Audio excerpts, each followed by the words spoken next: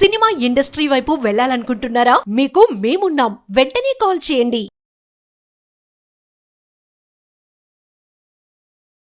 నమస్కారం అండి, డాక్టర్ శ్రీ ఆచార్య అనంతకృష్ణ స్వామి గారు. నమస్కారం.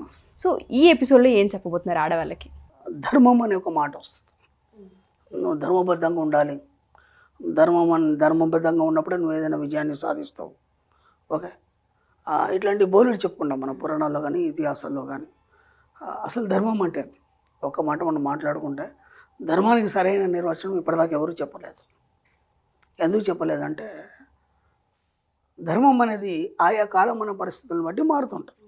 చలి పెడుతుంది, దుప్పటి కప్పుకోవాలి, లేకపోతే చచ్చిపోతారు, లేదా మొత్తం కట్టడి చచ్చిపోతారు.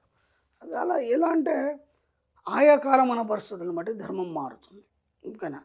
ఇప్పుడు మనకి రాముడి కాలంకి వచ్చేసరికంటే ఏకపత్ని వ్రతం. అదే మనం ద్వాపరానికి వచ్చేసరికంటే అంతమంది భార్యలు ఇవన్నీ మనం విమర్శిస్తుంటాం. అంటే మనకు ఎట్లా ఉంటుందంటే ఏది పూర్తిగా తెలియదు. అది చెప్పేవాడన్నా సంపూర్ణంగా చెప్తాడంటే ఈ యొక్క అరకొర మనుషులు తప్ప, గొప్ప వాళ్ళు తప్ప చెప్పేవాళ్ళు ఇంకెవరు లేరు. పోనీ వాళ్ళు చెప్పినా మనకు వినేంత టైం లేదు, ఓపిక లేదు. దీంతో ఏమవుతుందంటే అన్నీ సగం సగం వినేసి ఇదే నిజం అనుకొని ఆ యొక్క భ్రమలో మన జీవితానికి సాగిస్తుంటాం. అర్థమైందా? ఏది పూర్తిగా వినము. అలాగని చెప్పి కనీసం అది విన్న తర్వాత దాని వైపు మనం ప్రయాణం చేయం, అంటే పరిశీలించాం.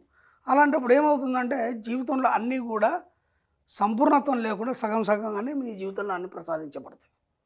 కాబట్టి ఇక్కడ మనం ధర్మం గురించి చెప్పుకుంటున్నాం. ధర్మం అంటే ఏంటి అంటే ఆయా కాలమాన పరిస్థితులను బట్టి ధర్మం మారుతుంది అని అనుకున్నప్పుడు మన సబ్జెక్ట్లోకి వచ్చేసరికి ధర్మం అనే దానికి మనం సరైన నిర్వచనం ఏమి ఇస్తున్నామంటే నీకు ఏదైతే అనిపిస్తుందో అది చేయడంలో పక్కవాడికి కానీ ఇతరులకు కానీ ఇబ్బంది లేకుండా నువ్వు నడుచుకోవడమే ధర్మం మన సబ్జెక్ట్లో.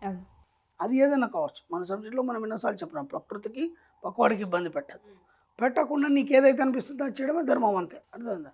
కండిషన్ మాత్రం ఇవి రెండు. ఓకేనా? కాబట్టి ఎప్పుడైనా సరే మనం ధర్మం గురించి ఆలోచించినప్పుడు ఎప్పుడు కూడా దాని మీద చర్చ చేయకండి. ఎందుకంటే మనకి ఎన్నో అనుమానాలుగా ఉంటుంది. మన జీవితం ఎప్పుడు కూడా ఏంటంటే అనుమానాలతో కూడుకొని మన జీవితాన్ని కొనసాగిస్తుంటాం. ఇది ఇలా చేయొచ్చా, చేయరాదా, చేస్తే తప్ప కాదా. ఇప్పుడు నేను మన సబ్జెక్ట్లోకి వచ్చిన తర్వాత బోలెడు చెప్తుంటాను. నేను మీరు ఇలా ప్రవర్తించాలి. ఇంతకుముందు కూడాను నీకు నువ్వులాగా ఉండడం అది ధర్మమే.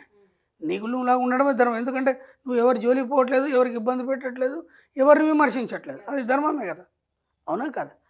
అలా మనం ఏమనుకుంటామంటే నేను కరెక్ట్ ఉన్నానా లేదా, లేకపోతే నేను కరెక్ట్ చేస్తున్నానా లేదా, ఈ చేయడం అనేవి పొరపాట్లు జరుగుతున్నాయా లేదా, ఇది ధర్మబద్ధమేనా? మీకు పెద్ద వేదాంతం తెలీదు, పెద్ద శాస్త్రం తెలీదు, ఏమీ లేకపోయినా ఈ మాట మాత్రం మనం ప్రతి దగ్గర తెచ్చుకుంటాం. మనం ప్రతి దగ్గర తీసుకొని గొప్ప గొప్ప వాక్యాలు దానికి ఉపయోగిస్తాం. కాబట్టి దానికి మనం అర్హులమా కాదా, అంత గొప్ప వాక్యాన్ని మనం తీసుకొని దానికి అర్హులా కాదా మనకు తెలియదు. కాబట్టి ప్రతిదానికి ఈ దాన్ని మనం జోడించి మన జీవితాన్ని చిన్నగా చేసుకోకండి. అర్థమైంది? అది చాలా గొప్ప పదం, మీకు చాలా ఈజీ పదం. నేను చెప్పిన ప్రకారం మాత్రం చాలా ఈజీ. అది ఇక్కడ ప్రతిదానికి మనం అనుమానం పడుతున్నాం. ఇప్పుడు నేను ఒకటి చేయమని చెప్పాను, నేను మెడిటేషన్ చేయమని చెప్తాను, 20 నిమిషాలు చేయమని చెప్తాను, 20 నిమిషాల కంటే ఎక్కువ చేయను. ఇప్పుడు వాళ్ళు పొరపాటు ఏమైంది, ఒక 5 నిమిషాలు ఎక్కువైంది, లేదా ఒక 5 నిమిషాల ముందు లేచారు. లేవగానే ఒక అనుమానం వస్తుంది, అరే గురుగారు కరెక్ట్ 20 నిమిషాలు చేయమన్నారు కదా, మరి ముందే అయిపోయింది కదా, ఇప్పుడు ఏం కాదా, ఆ డౌట్ ఉంటుంది. ఇప్పుడు ఈ సబ్జెక్ట్లో అది ధర్మం 20 నిమిషాలు చేయాలని నేను చెప్పాను కదా. ఆయా కాలానుగుణంగా ధర్మం మారుతుంటుంది. ఈ సబ్జెక్ట్లో 20 నిమిషాలు చేయడం ఏమంటే గుర్తుకొస్తుంది కదా, ఆ పలానా టీవీలో పలానా అని చెప్పాడు, ఆ కనీసం 45 నిమిషాలు చేయాలని. ఓకే, నేను చెప్పింది ఇది, అది గుర్తుకొస్తుంది. ఇది గుర్తుకొచ్చినప్పుడు దాంతో ఇది కంపేర్ చేసుకుంటాడు. ఎక్కువైంది కాబట్టి ఏం కాదు, 45 నిమిషాలు చేయమన్నాడు కదా ఆయన, అర్థమైంది? దాంతో కాంప్రమైజ్ అయిపోతాడు. నువ్వు ఎక్కడున్నావు, దేనికి అనుగుణంగా ఉన్నావు, ఆ ధర్మాన్ని పాటించినప్పుడే విశ్వం నీకు సహకరించడం మొదలవుతుంది. కానీ నువ్వేం చేస్తావంటే నీ అనుకూల కోసం, నీ సానుకూలత కోసం నువ్వు దీన్ని కంపేర్ చేస్తావు. అర్థమైందా? ఇది అయిపోయింది. డబ్బు సంపద ఐశ్వర్యం గురించి నేను కొన్ని సూచనలు ఇచ్చాను, అలాగే ఎన్నో మీకు అఫర్మేషన్స్ ఇచ్చాను. అఫర్మేషన్ చేసేటప్పుడు ఒక పదం దొరుకుతుంది, లేదంటే ఒక దాన్ని మర్చిపోతాం. అయ్యో ఇది ఇలా అయింది కాబట్టి అది కాలేదేమో, లేదా ఇది 2 సార్లు చెప్పాను కాబట్టి ఇలా అయిందేమో, నీకు నువ్వే దాన్ని నిర్ణయించుకోవడం. అర్థమైంది? దాంట్లో ఇది ధర్మబద్ధంగా చేశానా లేదా, మళ్ళీ ఒక ఆలోచన, దానికి ధర్మబద్ధంగా చేశానా లేదా, చేయలేదు కాబట్టి నాకు ఇలా చెడు జరిగిందేమో. అర్థమైంది? నేను మన సబ్జెక్టులో ఎన్నోసార్లు చెప్పాను, ఎలాంటి అనుమానాన్ని ముందు తీసేయండి. ఇది ఇలాగే చేయాలి, అది అలాగే చేయాలి, ఇది ఇలాగే ఉండాలి, అలాంటిది ఏం లేదు మన సబ్జెక్టులో. మీకు ఎలా ఉండాలనుకుంటే అలా ఉండండి, మీకు ఏం చేయాలనుకుంటే అది చేయండి. ఏది తప్పు కాదు, ఏది ఒప్పు కాదు. అర్థమైందా? మన సబ్జెక్టులో మంచి చెడు అంటూ ఏమీ లేవు. అర్థమైందా? ఎందుకంటే మన సుప్త చేతన మనసుకి మంచి చెడు అనేది తెలియదు. అర్థమైందా? విశ్వానికి మంచి చెడు అనేది తెలియదు. అర్థమైందా? మరి మంచి చెడు తెలియకపోతే మరి పరిస్థితులు ఎలా? అంటే నీ ఆలోచన విధానం మంచిగా ఉంటే మంచి చేస్తుంది, చెడు ఉంటే చెడు చేస్తుంది. అంతే సింపుల్. అంటే నువ్వు ఇలా ఉన్నావు, ఈ కారణం ఏంటి నీ జీవితానికి అన్నప్పుడు దానికి నీ యొక్క ఆలోచన విధానమే నిన్ను అలా తయారు చేసింది తప్ప విశ్వాన్ని తప్పు పట్టడానికి లేదు, ధర్మాన్ని తప్పు పట్టడానికి లేదు. అర్థమవుతుందా? కాబట్టి ఎక్కడైనా సరే ఇలాంటి పదాలు వాడే ముందు వాటన్నిటిని మీరు త్యజించండి. ఎందుకంటే దానికి మనకి జీవితానికి సంబంధం లేదు. అర్థమైందా? కాబట్టి విశ్వంతోనే కనెక్ట్ అయినప్పుడు ఈ సబ్జెక్టులోకి రావాలన్నప్పుడు ఎలాంటి తప్పులు మీకు ఎలా ఉండాలనుకుంటే అలా ఉండండి, ఏం చేయాలనుకుంటే అది చేయండి. 2 కండిషన్లు మనం ప్రకృతి పక్కవాడికి ఇబ్బంది పెట్టుకుంటే అదే ధర్మం. సో ఈ ఎపిసోడ్లో చిట్కా ఏదైనా ఆడవాళ్ళకి? మీరు రోజు చెట్లకు నీళ్ళు పోస్తారు కదమ్మా, చెట్లు అంటే బాగా ప్రేమిస్తారు కదా ఆడవాళ్ళు, పువ్వులు చెట్లు ఇవన్నీ చేస్తారు కదా. ఇంతకుముందు కూడా మనం చెప్పుకున్నాం, దీన్ని చిట్కా కింద ఇప్పుడు మళ్ళీ మనం చెప్పుకుంటున్నాం. అప్పుడు సబ్జెక్ట్ కింద చెప్పుకున్నాం. సబ్జెక్ట్ కింద చెప్పుకున్నప్పుడు అవి ఎక్కువ గుర్తుండయి.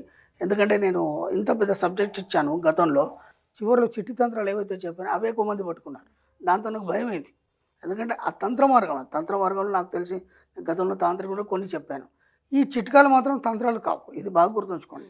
ఇది కేవలం మన సబ్జెక్టే. కాబట్టి ఇప్పుడు నాకు ప్రాబ్లం లేదు, వాళ్ళకు ప్రాబ్లం లేదు. కాబట్టి ఈ చిట్కాలు ఎక్కువ పట్టుకుంటారు. ఇప్పుడు ఈ సబ్జెక్ట్ ఇప్పటిదాకా కిందంతా పక్కన పెట్టేసి ఇవే పట్టుకుంటారు. అయినా పర్వాలేదు, వీటితోనే సర్వానికి డబ్బు సంపద వస్తుంది. కాబట్టి మనం మార్చాం, తంత్రాల నుంచి ఈ సబ్జెక్టు చిట్టాలకు మార్చాం. రోజు నీళ్లు పోస్తుంటారు చెట్లకి, చెట్లను బాగా ప్రేమిస్తుంటారు. ఆ నీళ్లు పోసేటప్పుడు మనసులో చెప్పుకోండి, ఈ యొక్క చెట్లు ఎలాగైతే వృద్ధి చెందుతున్నాయో అలాగే మా యొక్క కుటుంబంలో డబ్బు సంపద ఐశ్వర్యం కూడా ఈ చెట్లలాగే ఇవి ఎలా పెరుగుతుంటే అలా వృద్ధి చెందుతున్నాయి అని ఫీల్ అవుతూ ప్రతిరోజు వాటికి నీళ్లు పోయండి. నిజంగా కూడా అవి ఎలా అయితే ఎదుగుతాయో అలాగే మీ యొక్క జీవితంలో మార్పులు వచ్చి మీ యొక్క కుటుంబం కూడా డబ్బు సంపద ఐశ్వర్యంతో ఎదగడం జరుగుతుంది. తప్పకుండా సార్, వండర్ఫుల్. చాలా మందికి హెల్ప్ అయ్యే సబ్జెక్ట్ ఇది. ఎంటర్‌ప్రెన్యూర్‌గా బయటికి రావాలనుకున్న ఆడవాళ్ళందరికీ కూడా మీ చిట్కాలు కావచ్చు, మీ ఎపిసోడ్స్ కావచ్చు, చాలా బలాన్ని ఇస్తూ ఉంటుంటాయి. Wonderful sir. సో చాలామంది పర్సనల్గా క్లాసెస్కి రావాలని ఎదురు చూస్తూ ఉంటుంటారు సార్. వాళ్ళ కోసం క్లాసెస్ ఎక్కడ నిర్వహించబోతున్నారు? ఈ మధ్య కాలంలో ఏ క్లాసెస్ ఉండబోతున్నాయి? 22 సెప్టెంబర్ వచ్చి మళ్ళీ హైదరాబాద్లో రెగ్యులర్ క్లాస్ ఉంటుంది. 29 సెప్టెంబర్ వచ్చి మనకి అనంతపురంలో ఉంటుంది. అలాగే 6th అక్టోబర్ వచ్చి విజయవాడలో ఉంటుంది. 27th అక్టోబర్ వచ్చి బెంగళూరులో ఉంటుంది. Thank you sir, thank you so much. Thank you.